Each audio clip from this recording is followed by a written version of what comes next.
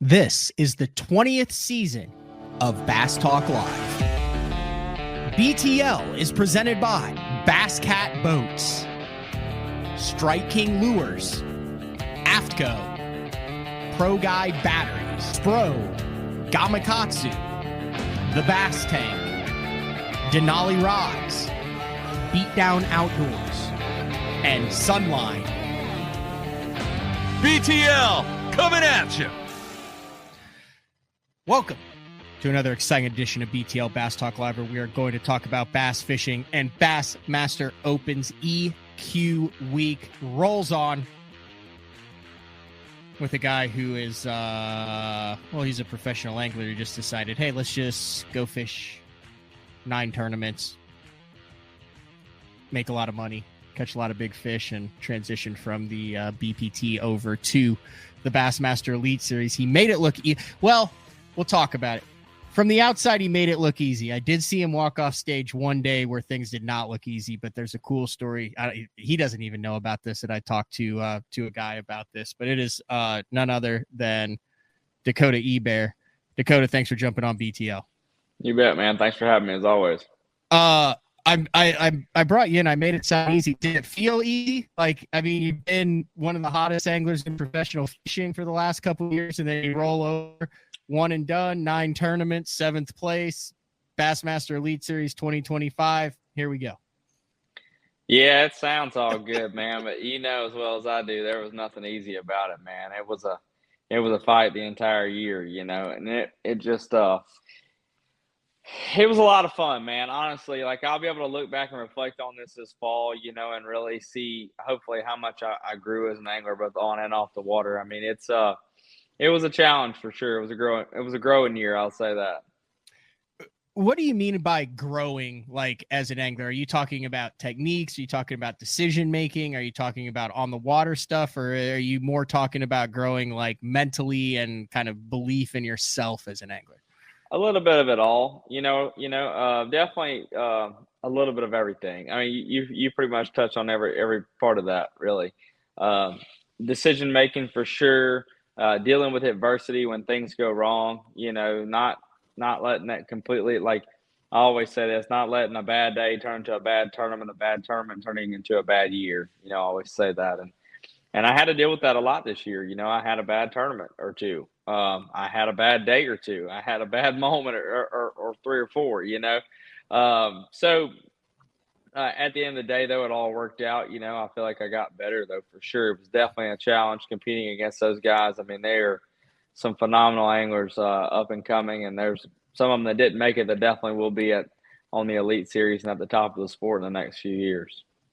I want to go back to the very beginning, the very first day of the 2024 Bassmaster Open EQs, Lake Okeechobee, fishing a little funky. I was in that disaster and whatever that one part of the lake was where there were 160 boats in there, and you had the Scott Martin show there. Yeah, the Scott Martin show. None of us really knew it was Scott, though, because he was in a white Skeeter that wasn't wrapped, and it took a minute before why is this drone consistently over us for 4? Then we realized it was Scott Right. catching 30 pounds 50 yards behind us. Long story short, you had the Kings of Bass TV crew following you. You had just made a last-minute decision to come fish the Bassmaster Opens to qualify for the Elite Series.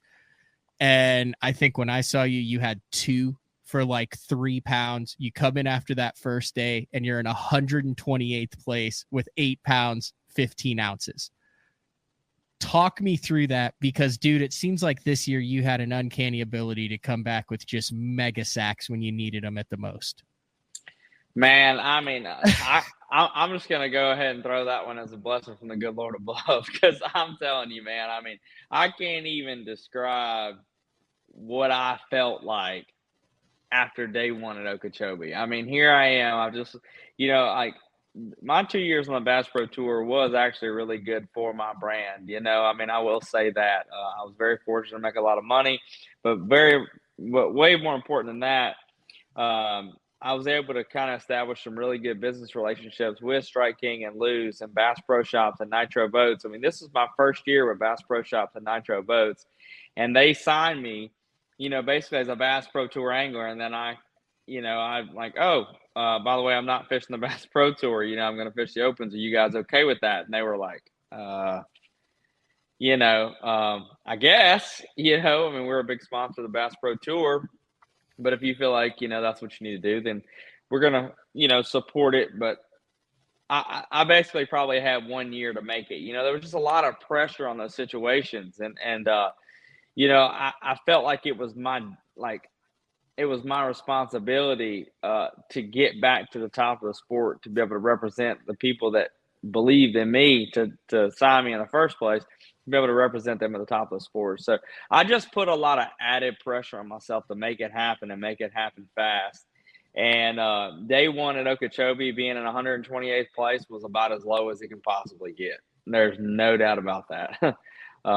It was a pretty rough feeling.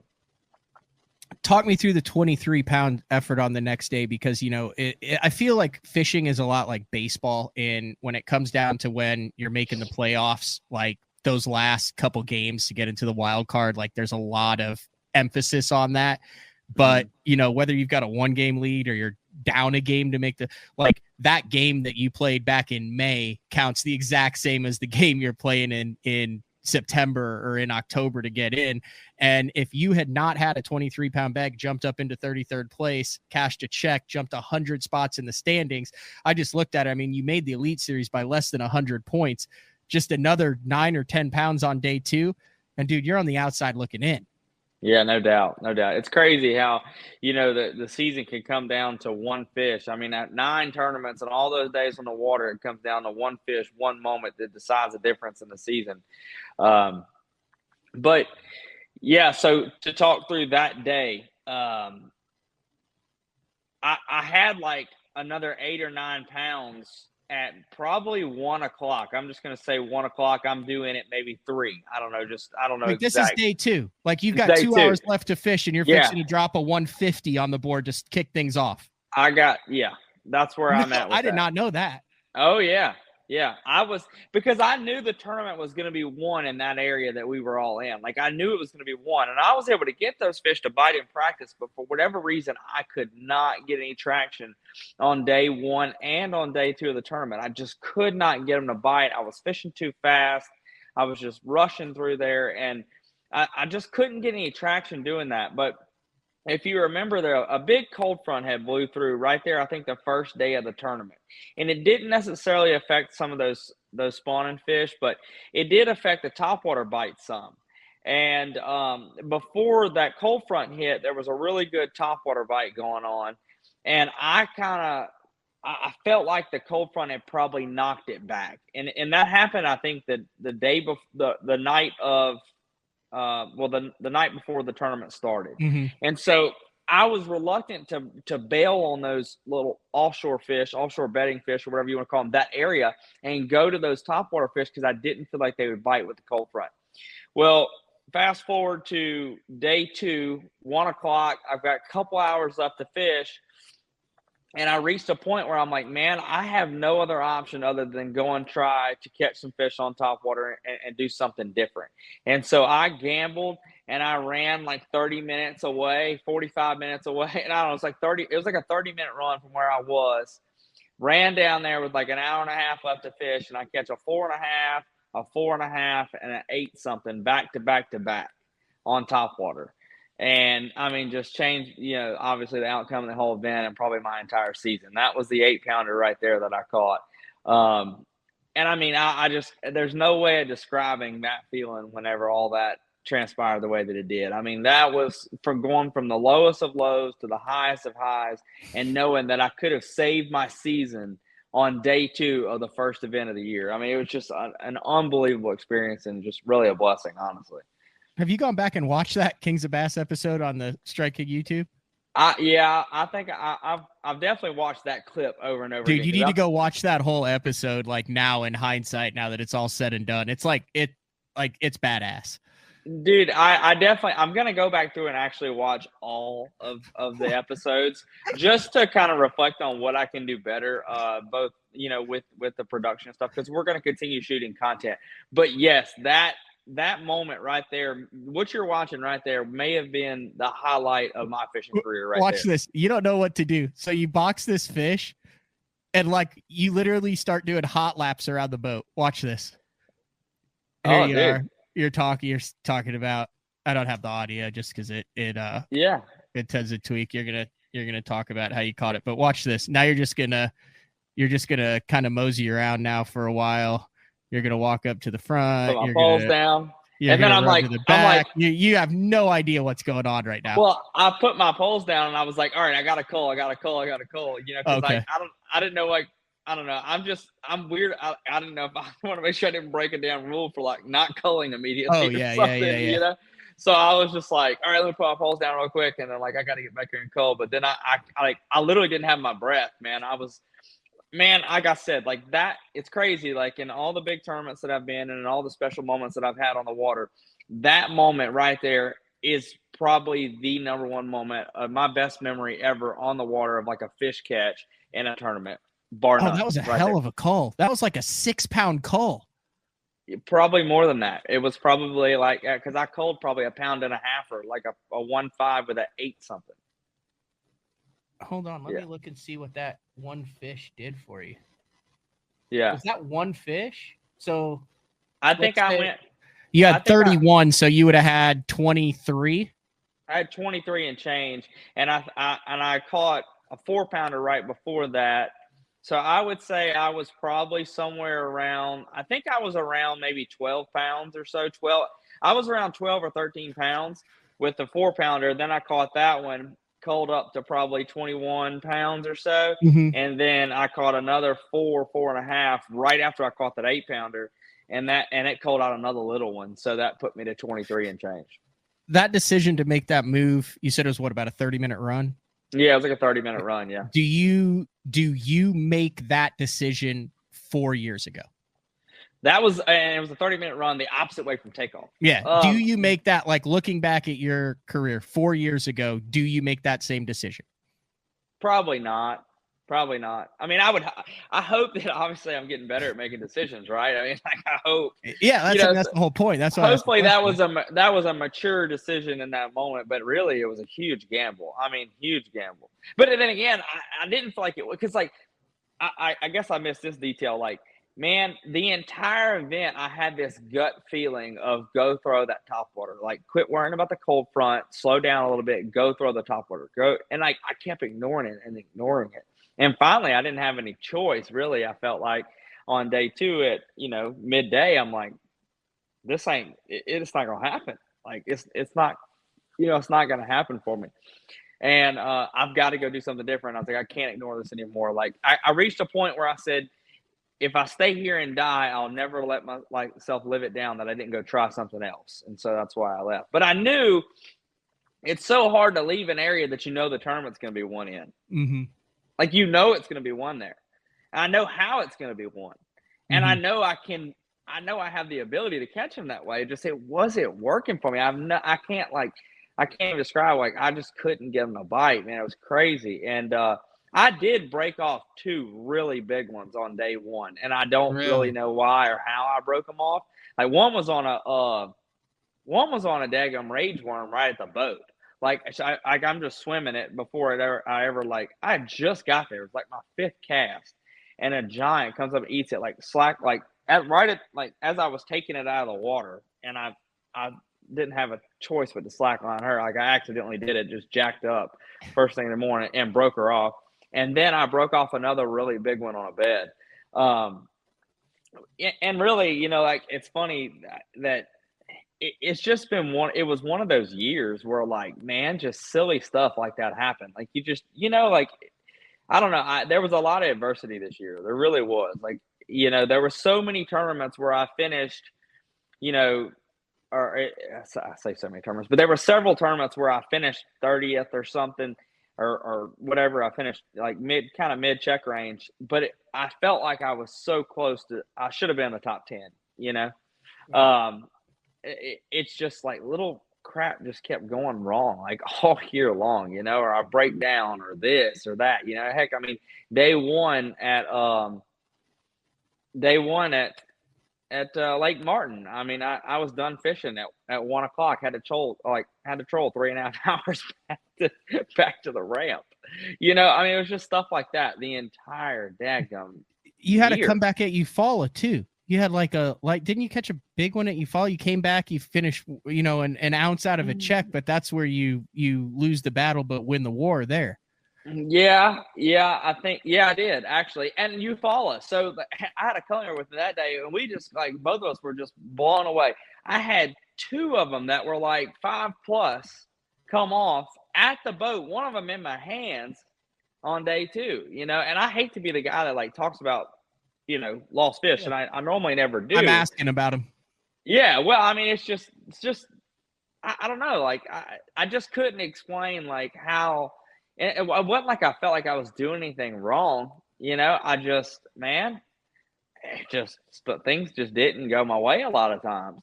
And I just had to fight and claw for every single place that I got, every single finish that I had, It was just one of them years, Yeah. And then reverse, as we kind of work our way through the year, it looked like you had a stranglehold on it at Leech after day 1. We had a day that was postponed with the wind and the weather that came through.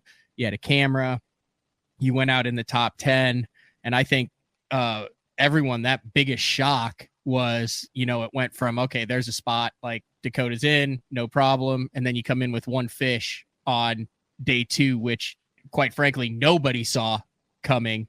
And that put you really having to fight for it in the last 2. Did that kind of spin you out a little bit? It didn't. The tournament didn't spin me out. It really got me in gear. It was a reality check. It was like, hey, you better find a gear and find it quick and figure out a way to make it happen these last 2 events. It didn't spin me out. It got me in gear, if anything.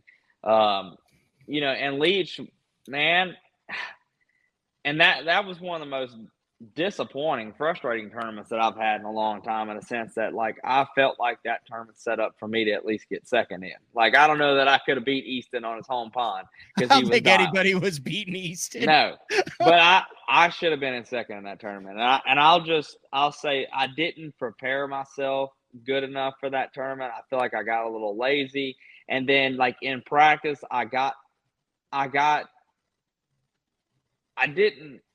my biggest bite in practice was shallow. I caught 2 5+ pounders in practice. Smallmouth. Yeah. And they were shallow. And I never expanded on it. I said, I'm going to find, all these offshore boulders, and because that's the winning fish were out there in that deeper stuff that I was fishing. But the problem was, every one of them that didn't get caught on the first day of the tournament and weighed in had already been caught in practice. And I think most guys that were doing that struggled both days, or struggled the second day at least. And we all kind of just cannibalized ourselves. Guys that were able to, one, either have a couple rocks to themselves, or a couple little spots to themselves that other people didn't have, or guys that figured out just a little bit different way of getting a bite, or the shallow deal. And that was the 3 things that I definitely didn't capitalize on. I just I let myself die doing the same thing as everybody else. And I was really pissed off about that. Yeah. You're a camera boat driver, or your cameraman, not your camera boat driver, your cameraman for that event. I've known him for a while, and I said, how was your day? I saw him at the weigh-in afterwards, and he goes, I was with Dakota today. And I said, how'd that go? And he goes, dude, ultimate professional. He goes, I could tell that he was not having a good day. Said he lost his hat, said he didn't catch any fish. It just wasn't going his way. He goes, I've been with guys that it would just have been a miserable day on the water. He goes, that guy's a pro. He goes, that dude gave me everything I wanted. He still talked. He still was positive. He's like, I know that he was probably losing his mind. He goes, that dude's a freaking pro. He goes, that was a hell of a day for 1 fish. Dude, I worked my butt off so hard that day. I mean, I ran every single rock that I had hundreds of rocks. Dude, I mean, I ran every one of them that I thought had a bass on it twice. You know, I hit them for different angles. I hit them with different baits. I did everything I could, man. I was like running from one spot to the other, like doing, and not just spinning out, but like knowing that eventually I'm going to get one of these big ones to fire, you know. And I had one other bite that I hooked up with for a second and come off, and that's literally the only 2 bites I had doing it all day. And I was so frustrated that I didn't expand on what I knew was going on, and I didn't prepare myself better for that event. Like that event was so in my wheelhouse, it was unfreaking believable. You know, like this event at Lake Martin, not really. Like I just fished well at Lake Martin. I made good decisions. I fished well, and I had a good finish. That is not my, like, that situation and that place and the way it was all going down. Like that wasn't really my. I mean, I'm not bad at it, but it's not. Yeah. It didn't set up like Leach did. Like Leach, I should have blasted them at Leach, and I'm so daggone mad that I didn't. I kind of pointed out all these things. I wasn't trying to harp on like the tough days. What I was showing was, man, you had like 4 or 5 out of the 9 tournaments, like totally things where you could have pointed to and been like, that's what did me in. Like, you know, that one was tough to come back from. And every single time you freaking bounce back on it. And then you actually got to have a little bit of a victory lap there on the last couple days at Martin. Just talk a little bit about the feeling of actually, like you said, putting it out there with your sponsors, the deal. And when you finally weighed in and they handed you the plaque and then the check, and they were like, dude, 2025 Elite Series, congratulations, what that was like. Man, I'm just now getting to really kind of like let it soak in and appreciate, like not appreciate, but like enjoy the moment. You know, I mean, everything was just happening so fast, and we were filming the Kings of Bass episode, so it was constantly like interview this, interview that, do this, do that, and like and at the same time, like I actually feel like I have a chance to win the event and go to the Classic, so I'm trying to focus on that. I'm trying not to get wrapped up in the points thing, because I'm like, all right, look, as soon, you know, like I actually, you know, I fished that event pretty aggressively. Like I knew that I could probably go catch 8 to 9 pounds a day out deep. And I knew that would probably get me to the elites. And I never went to those fish on day one. And that was thanks to that big bite that I got first thing in the morning. Like I had an area that I seen in practice. I didn't even really fish it. I just said, look, if this is a good area for me to throw a topwater in. If I can get a big bite, it'll set me up for the rest of the event. And so I did that on day one. I got that big bite, totally scrapped my entire game plan and said, I'm gonna throw a jig the rest of the day. And that's what I did. And I did something I didn't even do in practice. Like I didn't throw a jig around late downs the entire time in practice. And so I catch that big one first thing in the morning and said, all right, I'm not going fish deep. Like I'm not going to my deep fish. I'm going to sit here and throw a jig on these laydowns the rest of the day and see what happens. And I catch, enough to be in, 3rd place or whatever. And then on day 2, I couldn't get the shallow bite going. So I had to go to those deeper fish, and they actually kind of saved me. And I had enough to make the elites, but the deeper fish saved me and got me through to make it to the top 10. On day 3, I stayed shallow again. But, that tournament, it was just, there was so much like emotion involved in that and everything. Like it was almost just like a whirlwind, like I've had to take a couple of days. Today when I was sitting in the deer stand, I kind of finally got a sense of like just a sense of like just thankfulness. And I don't even know how to describe it. Like words can't describe the feeling of this, man. This was so much pressure that I put on myself, and then finally like having that relief and that weight off my back, it's a dang good feeling. I don't think you've ever really talked about this. It is a personal decision, but like how much importance do you put on walking across the Classic stage in your career and fishing in a Bassmaster Classic? Like, was that like the driving force? I'm not going to say it was a driving force, but it was a big part of it, every time I've ever had to work all the Classics that I've worked since 2019, whenever I think 19 or 18 was the year that I won in Knoxville. Was that 18 or 19? I don't know. I think it was 18. That was the first Classic. It might have been 19. I think it was 19. That was actually the first Classic that I got to go to. and I had to work that one, and every classic that I've worked since then, and of course I've always watched them, so it's always been the pinnacle of the sport, but I just Yeah, never got the opportunity to go to one, right? Yeah. But, like every time I've been in a classic, I'm like, man, I've got to get on this stage one day. Like my career will never be complete if I don't get on the stage, and I want to win. I want to win it, So if you're not there, you don't even have the opportunity to win it. So it was definitely a big, I guess, motivator to pursue this, but I'm not gonna say that it was the driving force. They're not just one event. My thing is that like I just want to be able to represent these business partners and companies that believe in me, that I work with, to the best of my abilities, and having a good platform to do that is key. And the Elite Series just has that prestige about it. I mean, it always has, and if it survived the last 5 years, I don't think it's going anywhere. That's one thing about it, and I think it's as strong as ever. I think all the drama and the negativity and stuff is a lot of that is I don't know. I just think it's what we hear about because it's social media, and that's the way social media is. But it's still the Elite Series. It's still prestigious. A lot of that stuff is smoke and mirrors, and people just. I mean, just straight up, it's still the damn classic. It's what you grew up pretending. I mean, like, dude, I've never fished it, but I mean, when I was 10 years old, I was tying my freaking fishing line in the backyard to a tree, pretending I was catching a Bassmaster Classic fish. I mean, that's what it comes down to. It's like ingrained in you. At least for me, it was. Yeah. Well, man, I mean, like, at the end of the day, like, it's about, like I said, it's about just me being able to have the opportunity to be successful as a professional angler, both on and off the water, and what's cool about our industry right now, as much, turmoil as it can be in and all this stuff, like, man, there's a lot of different ways to be successful in this sport right now. I mean, you have a very successful podcast here at Bass Talk Live.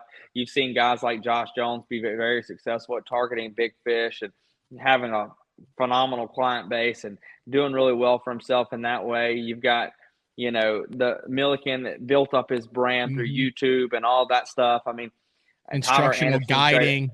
Yeah, there's all these different avenues to be successful in this sport. For me, I just want to compete against the best anglers out there. I really do truly enjoy fishing in tournaments. I enjoy the pressure. I enjoy the decision making. I enjoy the hard times because they make you better. Like, I enjoy the challenge of going to all these lakes and doing this. It drives me. It motivates me to get better. And not necessarily like, I want to compete against the best doing it, but like, man, it's always a new ball field. Like, we always haven't, you know what I'm saying? Like, how cool is that? That we can go and compete in a sport where not only are you competing against the best, but you're competing against the elements and the environment and things changing and the weather. It's just it's fun, man.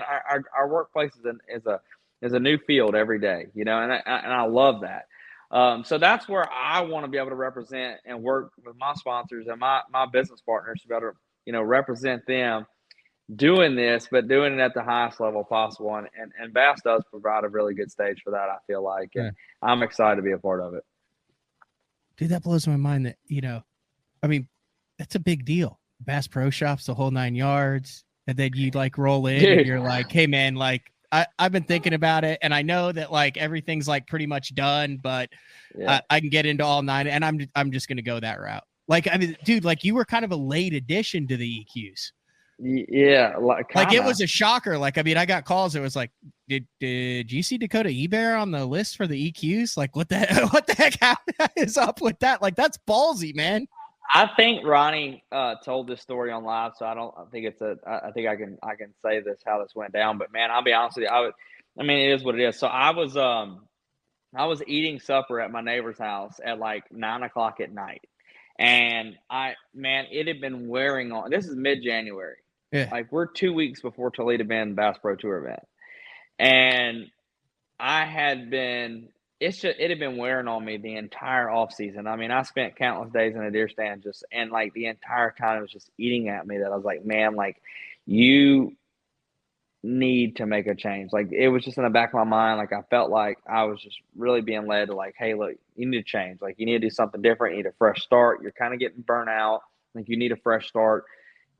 Go do this. And like, I just kept kind of ignoring it. We passed the entry deadline for the opens and all that stuff. And we had a meeting or something with a Bass Pro Tour, and I just wasn't like, I don't know. I was just like, man, I Just just weren't don't feeling want it. I just wasn't feeling it. I was like, Yeah. man, the format got changed back, and I wasn't feeling it. And look, and yet again, I'm gonna say this for the 1,000th time. Like, my 2 years on the Bass Pro Tour exponentially helped out my career. So for guys that just qualified for the Bass Pro Tour, some of them are friends of mine. Like, the opportunities are there for you to be successful and have, like, there's a lot of opportunities. You know, I 100%. I ain't asking you to dig into that. Just I don't want business decision. but I just don't want people to get the wrong vibe about it. I got you. You know what I'm saying? Yeah. Like, I think it's very important to be transparent. Like, I'm not sitting here crying about my 2 years on the Bass Pro Tour, because there is a lot of pay a lot of money. For sure. Like, there was just some principal things that I just didn't align with, and it was like, look, man, like, I just want to do something different. I want to go to the Classic. I want to fish the Elite Series. Let's try it. Picked up the phone and called Bass. So I called Ronnie Moore at 9:00. I was at dinner, and I'm like, I quit eating my food. I told my neighbor, I was like, man, I can't eat. I was like, I'm going to make a phone call. He's like, you're what? I was like, yeah, I'm calling Bass. I was like, man, if there is, like, I just can't take this anymore. I said, if there's any way that I can get in the Elite Series at this point, or in the Elite Series, if there's any way that I can get in the Opens at this point in the venture, then it's meant to be, and I'm doing it. I'm not fighting myself anymore about it. Like, so I called Ronnie Moore, and I was like, Ronnie, I said, this is kind of a crazy question. I appreciate you answering the phone this late at night. I said, but look, man, I really mean this. Like, if there is any way possible that anybody drops out in the next couple of days of the Opens, I will pay you for all 9 right now. Like, I will send my check to Bass. Like, please let me in. I swear I'm in. Like, I'm in. Like, if you can just, if there's any way in hell that I can get in this thing, like, let me know. And he's like, dude, you're crazy. Like, there's no way. Like, it's January. Yeah. We're 2 weeks out from the first event. Like, that's probably not going to happen. He's like, but I'll make some phone calls and I'll see where we're at. And he said, I'll call you back in the morning. And sure enough, he called me back in the morning. He said, you're not going to believe this, but there's one spot open that we will give you for all 9 of them, but you have to pay for all 9 and you got to commit to all 9. I was like, checks in the mail. Done. So you had paid BPT deposits, had like housing set up for the BPT season, the whole 9 yards. I'd already paid for houses at the BPT, yeah, for sure. And I paid my deposits for the BPT. And so I'm probably not supposed to say this, but whatever, I'll give them credit or whatever. So MLF did work with me on that, and we transferred the money that I'd already paid from my Bass Pro Tour events to the invitationals, and I still fish those. So I mean, I got to give them, I don't know if that's probably some legal crap that I shouldn't have said, but whatever. Hey, I mean, hats off to them. Like, they could have kept my money. I think they legally could have kept my money, and they didn't. So thank you for that. Appreciate it. Like, seriously. So yeah, they that's a hell of a story, Dakota. Yeah, probably one we shouldn't have told. I mean, I like being real with what people. You were doing. There's 100, there's 180, soon to be 165. There's 180, there's 165 now because the year's over. Professional anglers at the very top level, and you voluntarily opted to leave one to go to a place where guys like Brett Hite and Brandon McMillan and Randall Tharp and Russ Lade have been stuck in purgatory fishing for $3,800 a tournament for a check, believing in yourself, doing what you thought you needed to do in your heart. And I say that because those are top caliber 10, 20 Bassmaster Classics $1 million earners who are the best in the freaking business at it, who haven't been able to get out in a couple years. Man, like, I don't want to get too spiritual with this, but I'm gonna be honest with you. Like, I couldn't have done it without that. Like, I really felt like I was being like, I felt like God was telling me, like, this is what you need to do. Like, I'm directing you this way. Like, this is the path that I'm opening for you. Like, here you go. Like, I truly believe that. Like, I really, really do.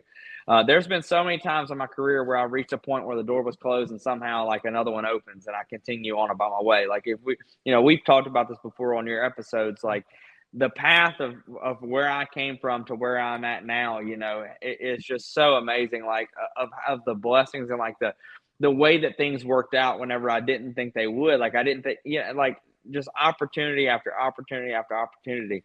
And I just really felt like this was the decision that I was being led to make. Like I felt like God was telling me, hey, like this is the path that you need to go down. And it's not the wide one.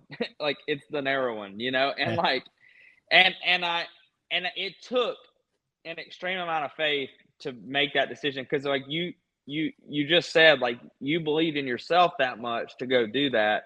And truthfully, I don't know that I had all that confidence in myself to do that. Like I wasn't sure, but I did have faith that there's a bigger plan, and I felt like this was the decision I needed to make. So I really do feel like that like it all works out the way it's meant to be. You know what I'm saying? If you follow the plan, like it may not end up the way that you thought it would, but it all works out the way it's meant to be, and hats off to your sponsors for saying, hey, go get it this year. Yeah, for sure. And Strike King even like stepped up and was like, hey, we'll just document every single day journey along the way with you and Tristan. How awesome of a company is that to look at the situation and make lemonade out of freaking lemons? You know what I'm saying? Like, and I'm like, they look at the situation like, hey, actually, we're not mad about it all. Let's make a really cool story out of it, and let's document all of it. And like, so how awesome is that for that company to think about things in that perspective and support the anglers that they work with? I mean, just hats off to them. Like that's the kind of people you want to work with. And there is no doubt about that. Like they showed their true colors whenever they said, you know what, man, we support your decision, and we're going to actually, we're going to make a great thing out of it. So don't worry about it. Like, how awesome is that? It is. I work with Tom, Strike King, sponsor of BTL, have been a long time sponsor of BTL. So I definitely like the cutting edge stuff that they're doing. It's really and hats off to their production crew, man. I mean, they are phenomenal. Like, man, they look, they just do such a good job with all of this. I mean, they're amazing. They really, really are. I mean, the footage is second. I just know I've seen them following you guys around a couple days this year, and I was like, ooh. I was like, man, that is some stress right there. Like Tristan McCormick and stuff a couple times followed around. I'm like, dude, like the man understands, what you got to do, but there's got to be a part of you that's like, oh my God, this is happening. And there's 3 people following me around in a boat watching the dumpster fire. It wasn't like it did, man. Like it was tough. It was a challenge. Like this is my first year really filming a full series like that. And I've done a bunch of pro team journals with them. I've done a bunch of, other things. And like, I enjoy making the content and everything. And we're going to continue doing some stuff with them. And I think we have some big things in the works for the Elite Series next year. Oh, but cool. I will say that, man, like I'll say it like this. This is, and I'll change it up a little bit. Shooting deer with a bow is very challenging. Shooting deer on film with a bow is like really, really, really, really, really challenging, especially with someone else in the tree with you. And that's the equivalent of trying to compete in a bass tournament, with a camera crew with you. I mean, because it's just, because there's such a fine line between what, them trying to do their job and you trying to do your job. Like, I can't tell you how many times I was going down the bank at Lake Martin this last week, and they're just kind of trailing me like this, and I all of a sudden, like, I'm going down the bank while I see a rock pile in my perspective mode out to the right, and by the time I stop, get my top water in, and I cast over here to the rock pile, their boat's on top of it, and it's not that they did anything wrong. Yeah. They're, it's not, they didn't know it was there. Heck, I didn't know it was there 5-10 seconds before that, but that's a fish, like I won Clark's Hill because I caught a random 8-pounder in a brush pile that I didn't even know was there. And if we're filming that event, there's a boat sitting on top of that brush pile, and that fish never bites. And like, I never really thought about it from all of them angles and stuff. Like, hats off to Brandon Palnick for what he's accomplished with some of the stuff he's done, and Scott Martin and some of these other guys. Like, Brandon especially has killed it with those, with his YouTube series and all that stuff. Natural. And still freaking smoked him in these tournaments and stuff. So, like, I really got a full dose of what all that was about this year. And, man, like, it is a whole nother level of challenge. You got to go back and find it. It's in the archives. It's a couple years ago. It might have been right after he announced his retirement, but Kevin did an episode with Mercer, and he was talking about how he dealt with the flotillas. Yeah. You're probably too young for this, Dakota. Back in how old were you in 2008?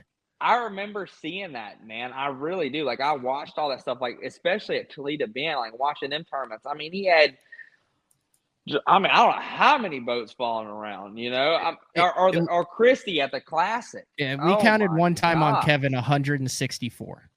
Yeah. When we were doing bass zone coverage on the water. But you got to go back and listen to that episode. He talks for like 40 minutes about how he would dissect the areas based on where he could manage the crowd. That beeswax tournament in the back of Lay Lake that he won, where he could kind of manage the crowd, where there was a natural pinch point where he could get back there and then say, hey, I can't tell you where you can and can't go. It's public water, but sure would be nice, stick around this bridge here area and give me the bat. And then he talked about on Kentucky Lake how he would literally run for miles and miles, knowing that all he was doing was like losing spectator boats. And then he wasn't even fishing his good stuff until like 2 p.m. on day 2, because he knew that if he burned it on day 1, it was just amazing how he dealt with the cameras and the spectators and still just dummied everybody. Unfreaking believable. Like, hats off to them guys. Yeah. Like, that is so next level. It's unbelievable. It is. We need to take a break. When we come back, I do want to talk a little bit about the video that you sent me today, because that looked pretty badass. Oh yeah, that's cool. And then also I did this yesterday on the show with Emil Wagner. Actually, we're not going to do that with what we did, but I just want to get a general. We actually went through every single fish Emil caught and then broke it down on the percentages of what baits he used throughout the entire year, like on every fish. We're not going to do that, but I was just curious on if there were a couple themes that kind of carried you through bait-wise the 2024 season. So it is BTL with so the first time we've done like a full interview where it's Elite Series Pro Dakota Ebare. This is my first interview as an Elite Series Pro. Thank you. Does that sound good? Elite Series Pro Dakota Ebare. I love it. I love it. We'll be back right after this. The new Puma STS has been redesigned from the ground up. With the angler, design, function, and performance in mind, nothing on this new offering was compromised, and the only thing carried over from the previous version is the name. Based on the Soft Touch series hull that started with the flagship Jaguar, this new model is nimble and performs incredibly well at all speeds with either a 250 or 300 horsepower engine. Featuring a new 96-inch wide-body footprint, this hull measures out at 20 foot 7 inches in length. Industry-leading design coupled with tournament-winning performance. The Puma STS from Basscat. Feel the rush.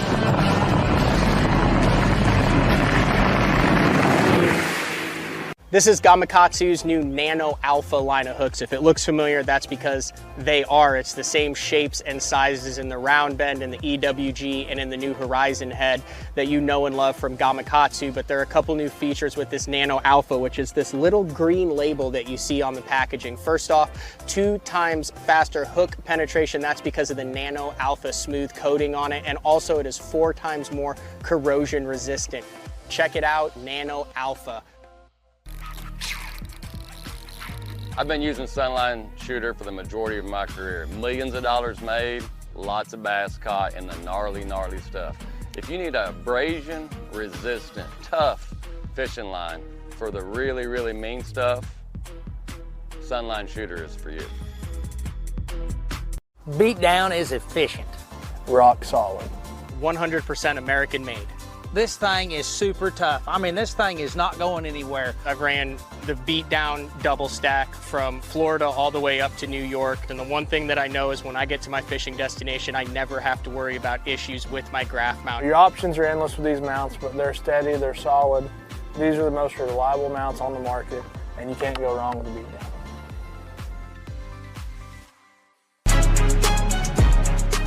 When you're ready to hit the water, Denali Fishing has you covered. regardless of your skill level, from beginner all the way up to tournament pro. Denali has rods, reels, and tungsten to get the job done.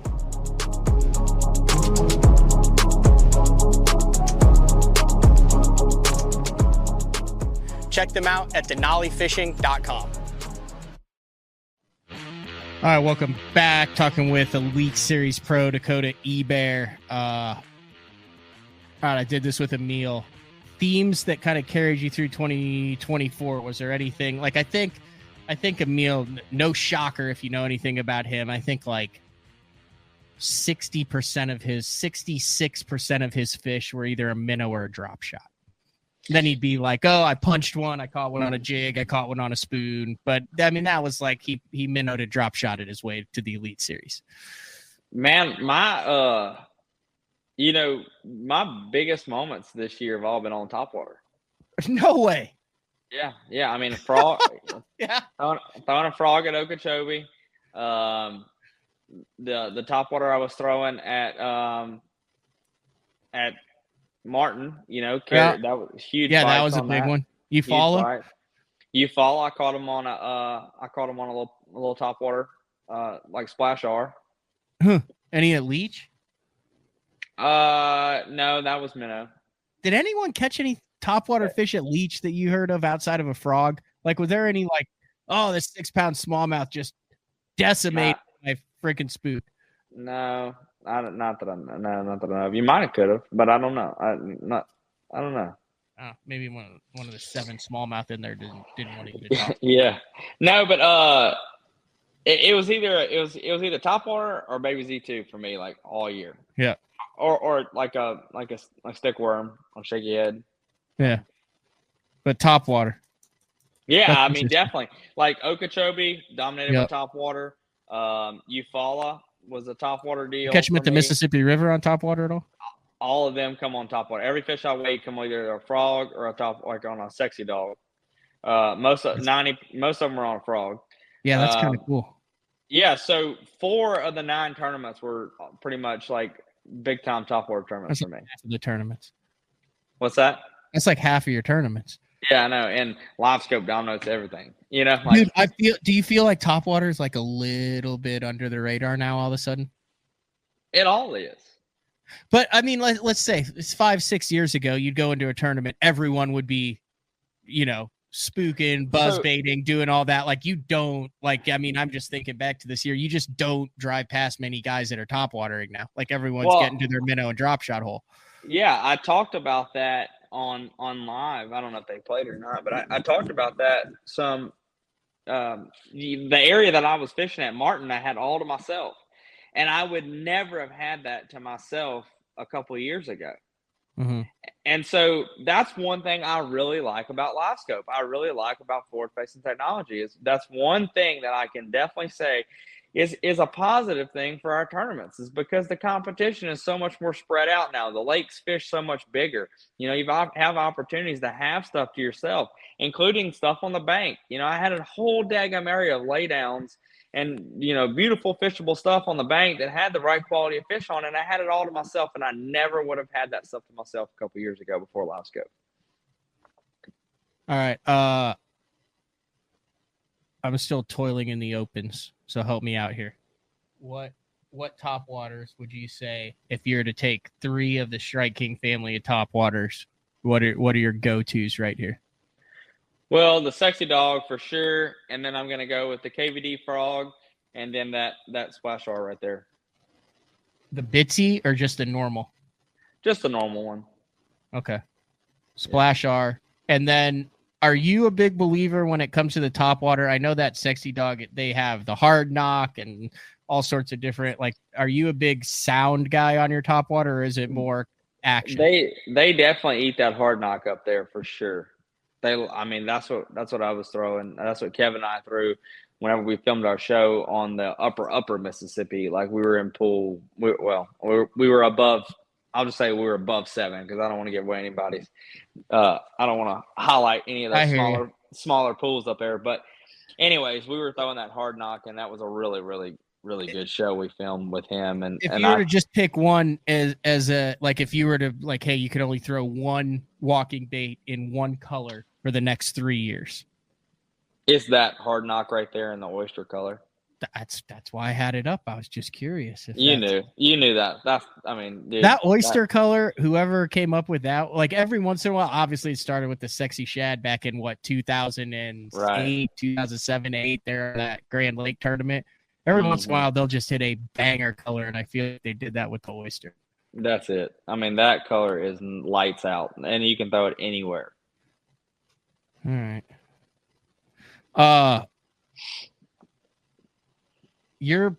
Are you gonna have to not be in the woods as much now? I mean, like, you have a lot of, or are you pretty much dialed in for next year? You got your sponsors, they're all on board. It's just gonna be rigging the boat, or are you gonna be like, hey, like, less deer hunting, more office stuff, getting ready? I'm fixing to be in the woods. Like, this is my time. I caught you before you were. That's why this isn't a live show. It's actually live. It's just we literally worked around your deer hunting schedule for this, which I appreciate. Well, today is my first day to, like, get back home and go get in the tree. So I mean, you know, it is mid-October and I've only been in the tree like 3 times, and that is not okay. Like, usually I'm in the tree every day starting October 1st, but you know, with the schedule the way that it was, and this last open being in October, it's kind of set me back a little bit. Usually I've already got a couple things killed by now, and all I've killed so far is 2 coyotes and a pig today. So yeah, you smoked that pig. I think you're the third professional angler that I've been trying to book BTL. Like, I had Lee Livesey on the phone. He's like, hey, hold on a second. Got her. And I'm like, what did we just kill? And he's like, big pig. Yeah. I sent you that video earlier. I was like, you'll probably want to use that in the show.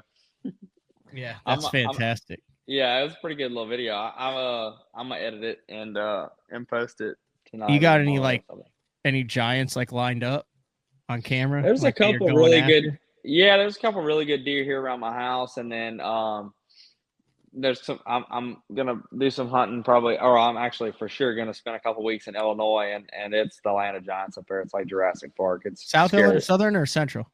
West Central. Quincy. I grew up in central Illinois. I grew up in Quincy. Decatur, like central Illinois, Macon County. Gotcha. I've got some really good friends that own a couple farms over there that are nice enough to let me hunt. They're unbelievable. Me growing up where I grew up and not deer hunting is the equivalent of growing up on Falcon Lake and being a jet skier.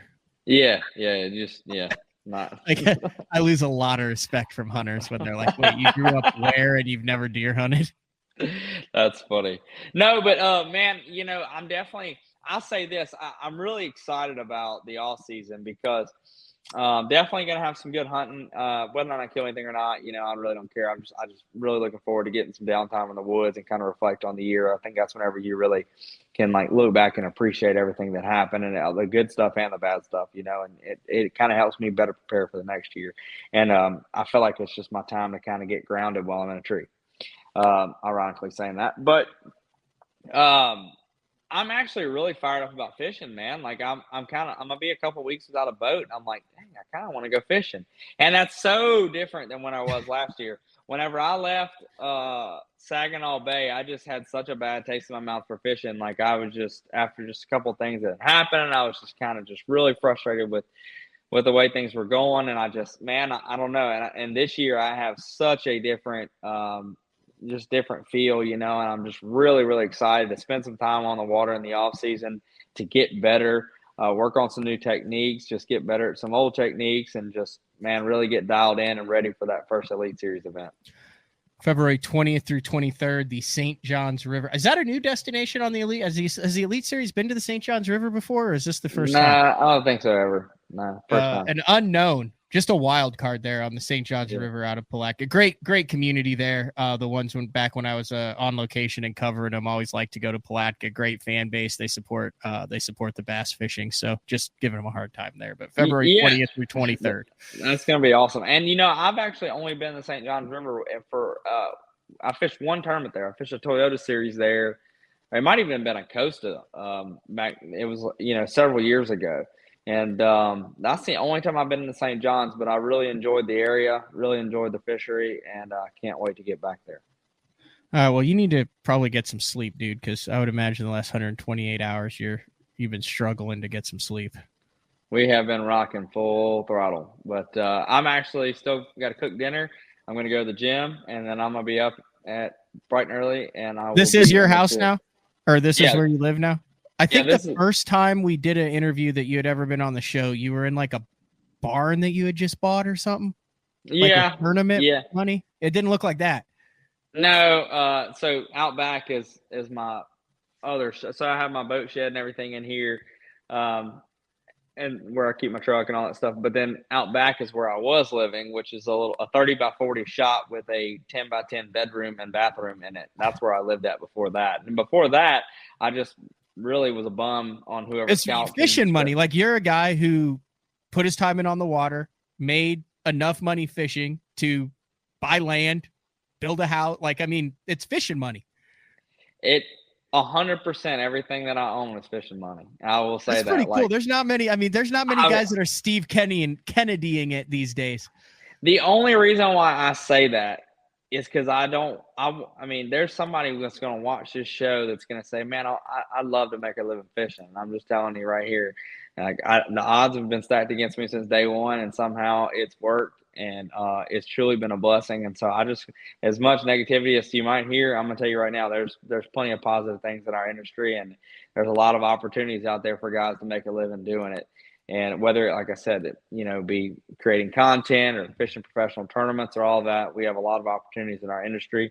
Our industry has been very good to me on all different sides now, with Major League Fishing and Bass Pro Tour and now fishing the Elite Series stuff. And like I said, there's a lot of opportunities out there, and it's been very good to me, and I'm very, very, very thankful for it. I cannot stress that enough. Well, thanks for getting out of the woods and jumping on BTL. All right, man. I appreciate it. Thank you for having me. See ya. All right, that is Dakota Ebare. Looking forward to seeing how he does as part of a very talented rookie class in 2025. I think we didn't know what to expect from the 2024 rookie class, and they